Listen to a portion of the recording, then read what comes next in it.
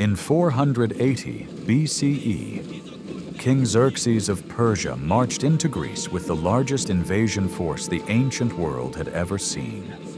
Thermopylae had fallen after a heroic last stand by the Greeks under King Leonidas. Then Athens was burned. The Persian Empire seemed unstoppable. But then, everything changed.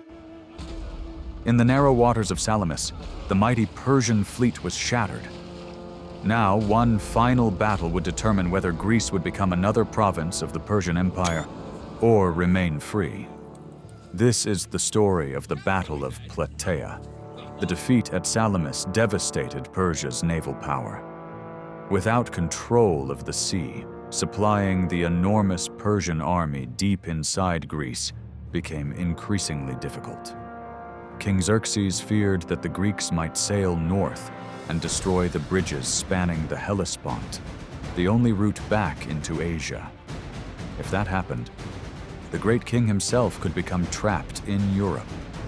Reluctantly, Xerxes abandoned his dream of personally conquering Greece. Leaving hundreds of thousands of troops behind was impossible, so he marched the majority of his army back toward Asia. But the war was not over.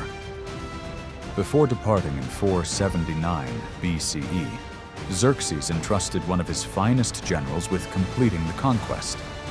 His name was Mardonius. Mardonius commanded perhaps 70,000 to 120,000 Persian and allied soldiers, including elite Persian infantry, cavalry, Medes, Bactrians, Saka warriors, and Greek allies such as the Macedonians and Thebans. Most of these Greek allies joined the empire after the fall of Thermopylae last year. General Mardonius's orders were simple: destroy the independent Greek alliance. Rather than immediately attacking, Mardonius attempted diplomacy. Using the Macedonian king Alexander I as a messenger, he offered Athens generous terms.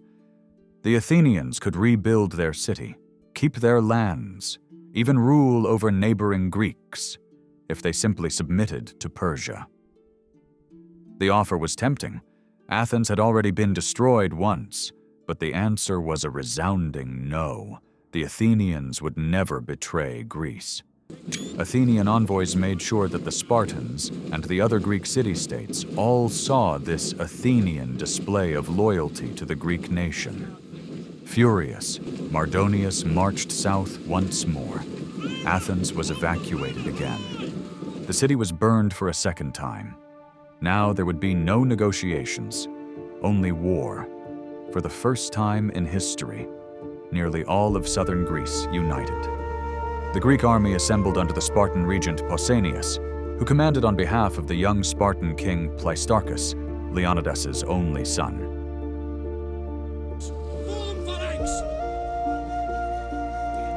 The coalition included warriors from Sparta, Athens, Corinth, Megara, Plataea, Sicyon, Epidaurus, Troezen, Hermione-Tyrannus, Mycenae, Phlius, Nemea Pellon, Aegina, Chalcis, Eretria, Ambracia, Lucas, Anactorium, and Potidaea, along with smaller contingents from many other loyal Greek communities. Together, the alliance numbered roughly 80,000 men, including nearly 38,000 heavily armored hoplites, supported by tens of thousands of lightly armed troops. 5,000 of these hoplites were the main Spartan army under Pausanias. They all remembered what happened at Thermopylae in 480 BCE and were prepared to seek revenge. Athens sent 8,000 hoplites ordered by Themistocles, the war archon for Athens, to join this coalition under the Athenian general Aristides. Athens also sent archers for missile support. Never before had so many Greek city-states fought side by side as a united coalition. Mardonius chose the battlefield carefully. Near the town of Plataea, he built an enormous fortified camp protected by wooden walls. The Persian cavalry could maneuver freely across the open plains. The coalition Greeks preferred rocky, elevated ground where cavalry would be less effective. For days, neither army attacked. Each waited for the other to make the first mistake. Then came the first major clash. The Persian cavalry commander Mecistius launched repeated attacks against the Greek lines. His heavily armored horsemen struck the Greek position held by the Megarians. The Megarians struggled to hold. Under constant missile fire and cavalry assaults, they desperately called for help.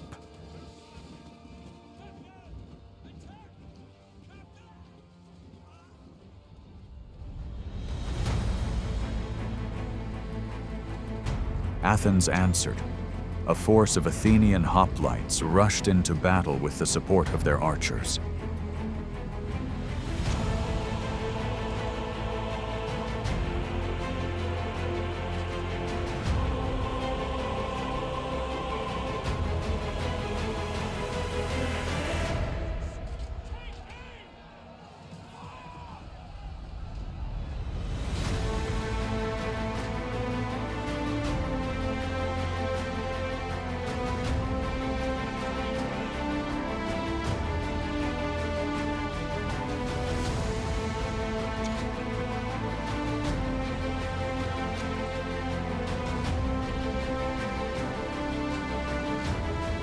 During the fierce fighting, Mecistius was thrown from his horse after it was hit with a Greek arrow. The Persian commander wore magnificent armor that resisted Greek weapons. But eventually, a Greek spear found an opening. Mecistius fell. The Persian cavalry fled. When the Greeks displayed his body before both armies, cheers erupted throughout the Greek ranks. For the Persians, it was a devastating blow to morale. Instead of attacking outright, Mardonius used his cavalry to slowly weaken the Greeks. Persian horsemen raided supply convoys, destroyed food shipments, and seized control of important water springs.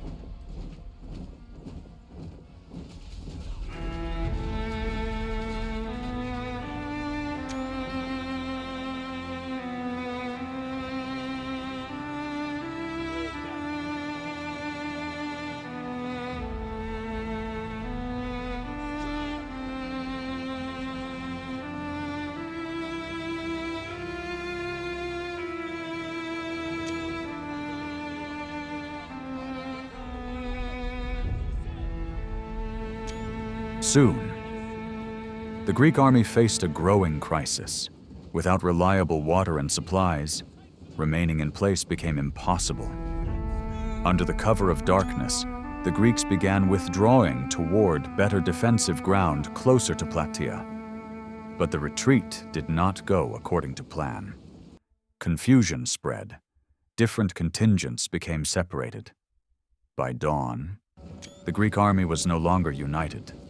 Seeing what appeared to be a retreat, Mardonius believed victory was finally within reach.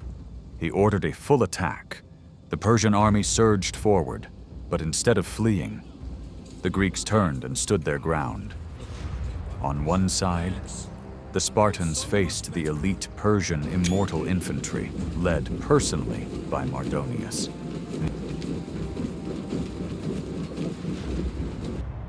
Nearby, the Athenians fought fiercely against Persia's Greek allies, mainly the Thebans.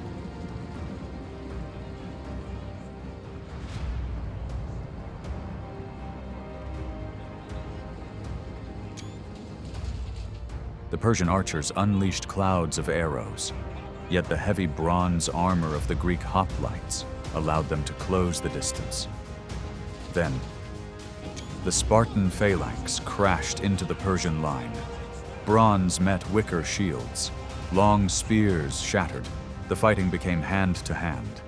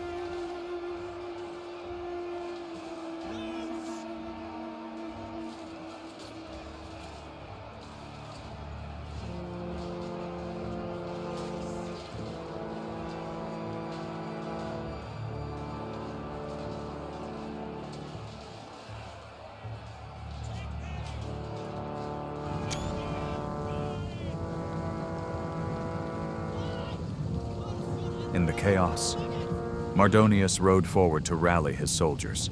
It would prove fatal.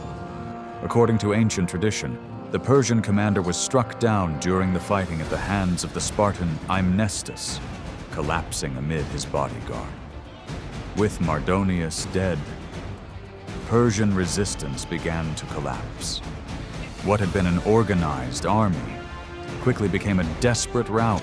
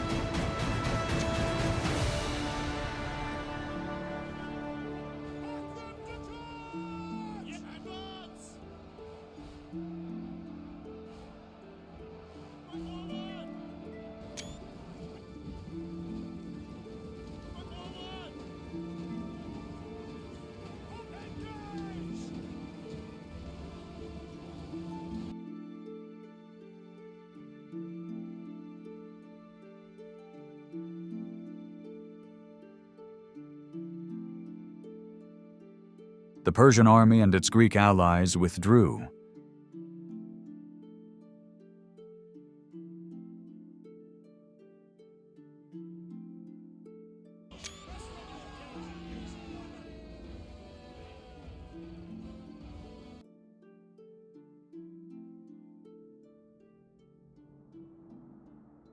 The surviving Persians fled back to their fortified camp.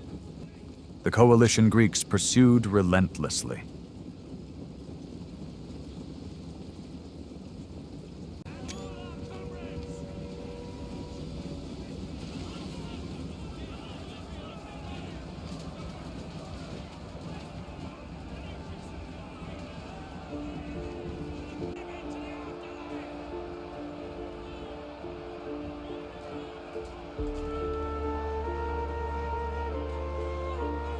At first, the wooden walls held.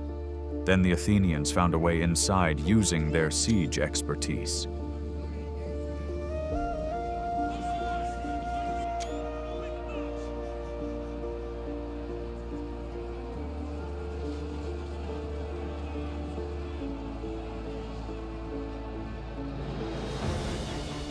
Soon, Spartan warriors and their allies poured through the defenses. The camp descended into chaos. Thousands of Persian soldiers were cut down. Others surrendered. Many attempted to flee north. Few escaped. After years of planning, the Persian invasion of Greece had ended in total disaster.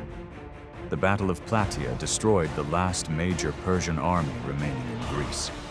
On the very same day, according to Greek tradition, another Greek force defeated the Persian fleet and army at the Battle of Mycale across the Aegean. Together, these victories permanently ended Xerxes' invasion. Persia would never again attempt to conquer mainland Greece. The Greek city-states had survived. Their victory preserved the independence of Sparta, Athens, Corinth, and dozens of other Greek city-states. In the decades that followed, Athens entered its golden age. Greek philosophy, science, drama, architecture, and democracy flourished. Many of the ideas that shaped Western civilization survived because the Greek alliance held the line at Plataea. Against one of the greatest empires in history, a coalition of independent city-states had achieved the impossible. Their victory would echo through history for more than 2,000 years. The Battle of Plataea was not merely the end of an invasion. It was the moment that secured the future of Greece. If you enjoyed this dive into ancient warfare, hit the like button, subscribe, and tell us which battle you want to see next.